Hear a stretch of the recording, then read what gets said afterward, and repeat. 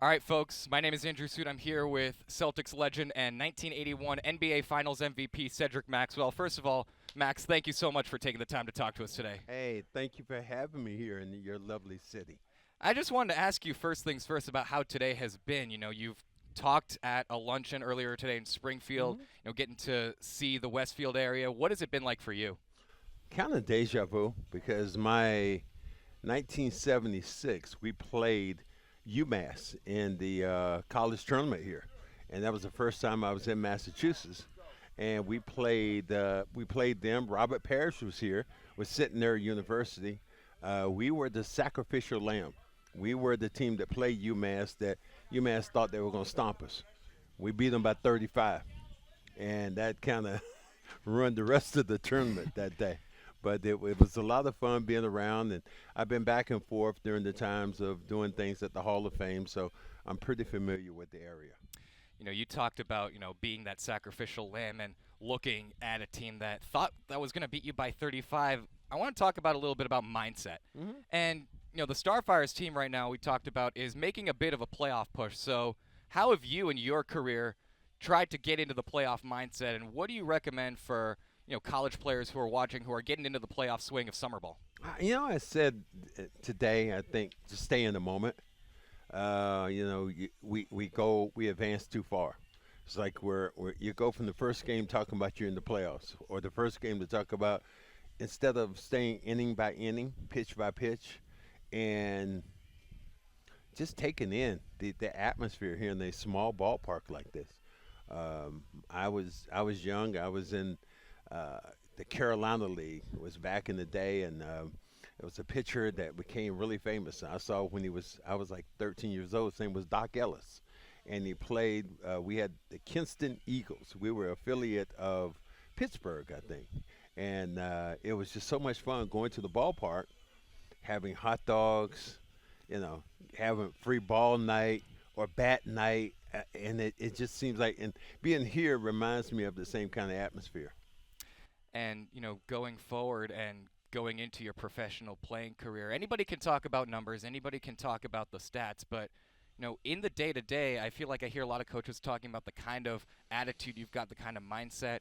What kind of person does it take to play sports professionally? I'm looking at the folks over in Paris for the Olympics. Hmm. What kind of person does it take?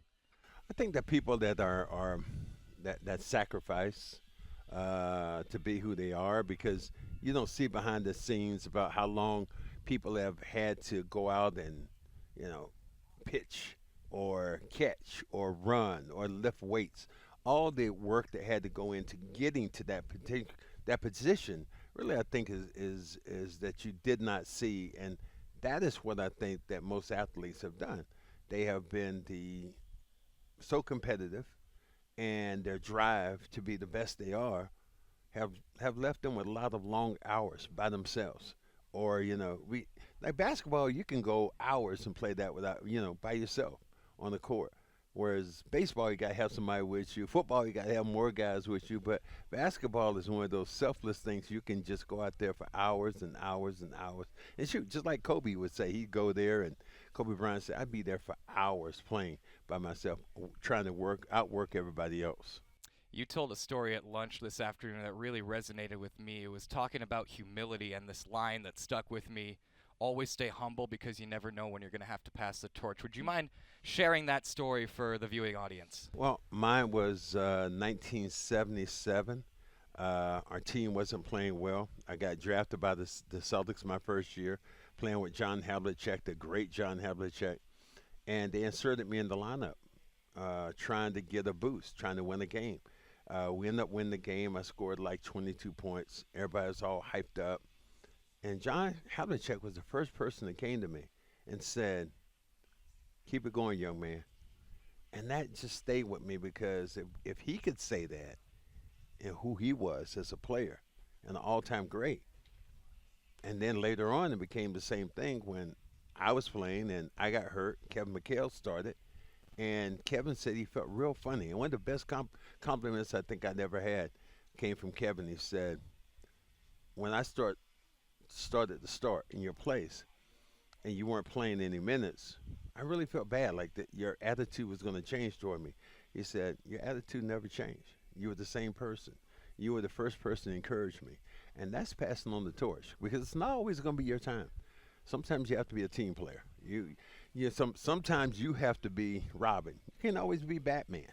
And I think that's what I really learned about the game and being humble and passing that torch on.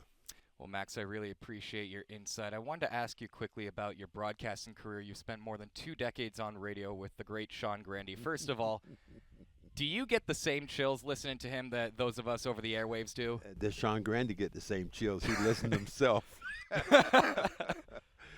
It's fun. It's been a lot of fun.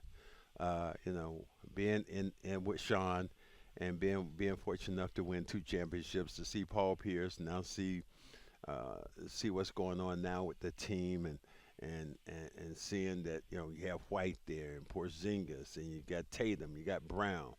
It's a great experience as like you're doing now as a guy who's been around the game for a while. You look at it and you're fortunate enough as a broadcaster to get a really good team, and that makes broadcasting a lot easier. When you have a good team and not instead of a team that is kind of in the middle of it and out of it before the season even gets started, it's kind of hard to motivate yourself every day as a broadcaster. But when you have a team that's really playing well, it's a lot easier right now to go out and do that job. Hey, look, my job, I think I get to come to the ballpark every day, get to watch sports for free, get to talk about it. I don't think there's anything better than that. Yeah. And I want to ask you about, and they're paying you for this? Oh, no, they're not paying me for Oh, this. This wow. is purely the love of the game here, folks. My God. Purely the love of the game my here. God. I don't love the game that much. Hey, and final question. When you talk about broadcasting, you and Sean, over the 2 decades together, have really gotten to know each other's intricacies and how you guys, go on the air, go off the air, and how you can bounce off each other. How did you, learn to create that chemistry with your broadcast partner? And how do you, say to folks who are trying to develop a chemistry, how do you do it? Well, when you're the analyst, you consider yourself as the salt and pepper, or the accent, or the ketchup, or you're not the main course. So what I'm always trying to do is trying to always embellish on what Sean might have said, and that helps me out and understand, that I'm trying to transfer my emotion. If I see a great play, I try to transfer my emotion into what I'm saying next. It's like I think it was the rugby play that we saw in the Olympics this year. The walk-off bronze medal play? Oh, my God. That was and what I was waiting for was the woman. She almost started crying. She was literally, you could hear her voice. She was about to start crying, the analyst, a person like me. And then she came back. I'm beside myself. I wanted something fantastic from her at that time. Not being negative, but I wanted something that was going to whoa, just kind of blow me away about how excited she was. She said, I'm beside myself. And I wish she had said, you know what, I just feel like I want to cry. This is just and she probably did. It was such an unbelievable moment. And as analysts, we live for that because your job as a play-by-play guy is to get people hyped up. The other guy who is your analyst, he's the guy who piggybacks on what you do. And you get excited and get hyped up that way. Well, Mr. Cedric Maxwell, I just want to thank you so much for the time. It means the world to us here at the Starfires and here in Western Massachusetts. Thank you. Thank you, my friend. This is 11-year NBA player Cedric Maxwell. His number 31 resides in the TD Garden rafters at North Station in Boston. When we come back, we will have baseball between the Futures League Road Warriors and the Westfield Starfires on the FCBL Network.